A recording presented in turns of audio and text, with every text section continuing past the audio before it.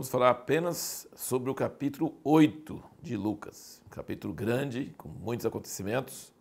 E nós percebemos que a última personagem forte tratada em Lucas 7 foi a mulher pecadora que entrou na casa do rico e derramou bálsamo e chorou, e Jesus perdoou seus pecados.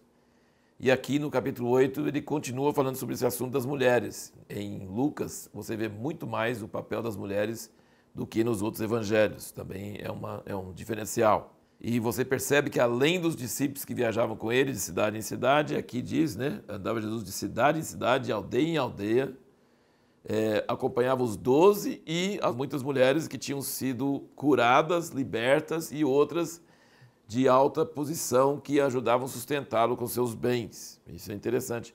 Não encontramos isso em outro lugar nas Escrituras. E você vê que fala que o principal ministério de Jesus era pregar o Evangelho. Ele ia de cidade em cidade, aldeia em aldeia, pregando e anunciando o Evangelho do Reino de Deus. É interessante observar que no Velho Testamento havia profecia e ensino, mas não havia pregação. Aqui no Novo Testamento, João Batista e Jesus têm pregação. O que é a pregação? É ser um arauto que está anunciando, um porta-voz, que está anunciando a chegada do reino de Deus. Evangelizar é trazer boas novas do reino de Deus. Não existe solução para essa tristeza desse mundo que não seja o reino de Deus. Todos os sistemas de governo são falhos. Nenhum homem pode trazer justiça. Nenhum sistema de governo pode trazer justiça. Mas o reino de Deus vai trazer justiça eterna. E a proclamação do Evangelho é proclamar a vinda desse reino. E esse era o ministério principal de Jesus. E é bem diferente do que muitas igrejas onde se prega sermões. Prega sermões, mas não anuncia, não proclama o Evangelho.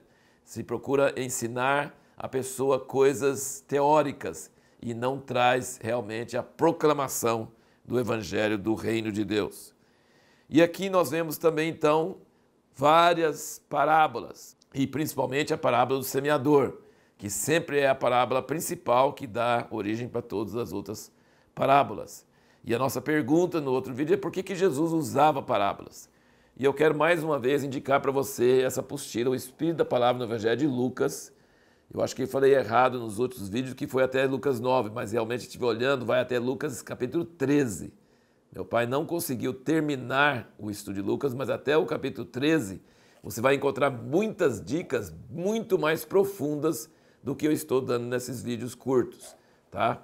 Inclusive, essa resposta a essa pergunta sobre as parábolas, por que Jesus ensinava por parábolas, ele dá aqui 5 razões, 5 motivos, é bem interessante. Primeiro era para separar entre as pessoas que tinham sede verdadeira e as que não tinham, entendeu? Então, por exemplo, você lembra que ele sempre falava a parábola e aí depois os discípulos iam lá perguntar, entendeu? Então, para eles ele explicava, mas para a multidão que ouvia, que não fosse perguntar, então a parábola era um meio de separar entre quem tinha sede e quem não tinha. Outra razão é preservar a palavra até o dia que a revelação chegasse. É interessante que você pode não lembrar de uma palavra de teologia, uma palavra de ensino, você pode esquecer quase tudo. Mas uma historinha, como essa historinha que Jesus conta, a parábola do semeador, a pessoa mais simples consegue guardar em sua mente sobre os diferentes tipos de terreno e sobre como que acontecia com a semente. É uma coisa assim muito visual e muito fácil de gravar. Todas as parábolas são histórias fáceis de ficar na memória, mesmo que você não entenda, mas se você guarda na memória e o dia que a revelação chega, você começa a entender aquela parábola. Então é um meio, é quase como se fosse um provérbio, um enigma que guarda uma verdade e aos poucos ou em momentos diferentes você pode ter uma revelação daquilo, só que é quase como um diamante que mostra várias facetas e vários lances da verdade, tudo contido em uma historinha só, uma historinha simples, né? Então nós vimos 2 motivos: peneirar, separar entre pessoas que tinham interesse ou não tinham, e preservar a palavra na mente, guardar na memória. O terceiro, porque o Espírito Santo não tinha sido dado ainda, então ele não podia entrar em muitos detalhes, porque o pessoal não ia entender, nem os discípulos iriam entender. Então ele tinha que mesmo dar uma coisa até que ao dia que o Espírito Santo fosse dado e trouxesse revelação. Agora é interessante que os discípulos escreveram esses evangelhos muito tempo depois, e eles lembravam dessas parábolas, dessas histórias, e registraram para nós. 2000 anos depois nós estamos lendo essas parábolas em todas as línguas possíveis, em todos os lugares onde a Bíblia é divulgada. Coisa maravilhosa. Quarto motivo é porque ele falava coisas duras sem causar choques tão diretos. Ele falava coisas duras sobre os fariseus e os escribas e dava para entender que era eles, mas não era como ele estivesse diretamente atacando eles. Contava a história e a história condenava eles. Bem interessante esse estilo. E o último, para esconder as verdades de pessoas que iriam distorcer e perverter a verdade. Ele não quer que a verdade seja tão clara que pessoas tenham liberdade de pegar e distorcer e perverter. Uma coisa também que é interessante, aqui nós vemos, acho que já comentamos outras vezes que nos outros evangelhos, mas é interessante que o que determina se a semente vai crescer e frutificar é o coração. Olha o versículo 15 do capítulo 8.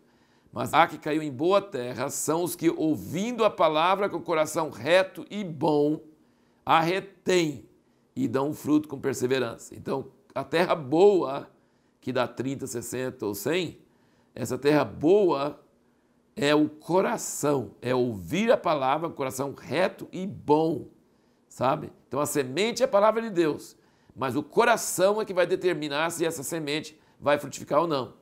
Então, a sua atitude em ouvir é que é determinante, sabe? E o versículo 18, Jesus ainda alerta mais aqui depois, versículo 18. Vede, pois, como ouvis, porque a qualquer que tiver lhe será dado, e a qualquer que não tiver, até o que parece ter, lhe será tirado. Uma coisa interessante você observar é que quando Salomão pediu sabedoria no Velho Testamento, Deus falou, pede o que queres que eu te dê. E ele falou, eu preciso de sabedoria. No original não é sabedoria. No original é me dá um ouvido que ouve, me dá um coração responsivo, um coração que ouve, um coração que não é tapado, um coração que não é fechado. Então, porque a sabedoria, por mais que alguém tenha sabedoria, é limitada. Agora, se você está ligado com a fonte da sabedoria, que é Deus, você tem uma fonte ilimitada. Então, você precisa, mais importante do que ter um acúmulo, tipo uma caixa d'água grande, né, um reservatório grande dentro de você, por maior que seja, é limitado. Agora, se você tem um cano que te liga com o reservatório de Deus, em cada momento saber o que deve falar, saber ouvir a voz de Deus, então Jesus diz, vede, pois, como ouvis. Isso é um alerta para nós. Um coração que ouve, foi isso que Salomão pediu a Deus. Me dá um coração responsivo, um coração que ouve. A gente deve orar isso cada dia, que Deus nos dê um coração que ouve. Uma pessoa que acha que já conhece a verdade, não tem um coração que ouve. Uma pessoa que se acha sem condições, sabe? Uma pessoa que se acha sem sabedoria, que não tem essa autoconfiança, é uma pessoa que pode ter um coração para ouvir a voz de Deus. Também nesse capítulo 8 nós vemos algumas reações de Jesus, né? A mãe e os irmãos vieram procurar ele e alguém falou para ele, olha, sua mãe e seus irmãos estão lá fora, versículo 20 aqui do 8. E do 21, olha a resposta dele, ele porém lhes respondeu, minha mãe e meus irmãos são estes que ouvem a palavra de Deus e a observam, tá vendo? Então assim, é muito triste ver igrejas e tradições que exaltam demais Maria, né? É uma coisa errada, porque o próprio Jesus disse, ele não deu esse tão grande valor, não podemos menosprezá-la, ela é honrada nas Escrituras, mas ela não é mais importante do que os discípulos de Jesus. Ele diz que minha mãe e meus irmãos são esses que ouvem a palavra de Deus e a observam. E depois da tempestade, logo em seguida tem a tempestade, e ele briga com os discípulos porque eles acordaram ele e estavam com medo. E ele falou assim, imagina, como é que vocês acham que... Então ele tinha umas reações assim bem fortes, né? Bem diferentes. E aí depois, no fim do capítulo 8, ele fala sobre a cura da filha de Jairo. Ele pediu para todo mundo sair, falou que a menina estava dormindo e pediu um ambiente íntimo, um ambiente só com os 3 discípulos, Pedro, Tiago e João, e o pai e a mãe da criança. Ele queria um ambiente íntimo. E com a mulher da hemorragia que foi atrás dele, ele queria que ela aparecesse, queria que ela confessasse diante de todos, queria ter um contato pessoal com ela. Então você vê essas reações de Jesus, essas emoções, essas atitudes dele em relação às coisas que estavam acontecendo. E a pergunta que nós queremos responder no próximo vídeo é por que os discípulos não entendiam quando Jesus lhes falava sobre sua morte e como que Jesus reagia diante dessa incompreensão deles.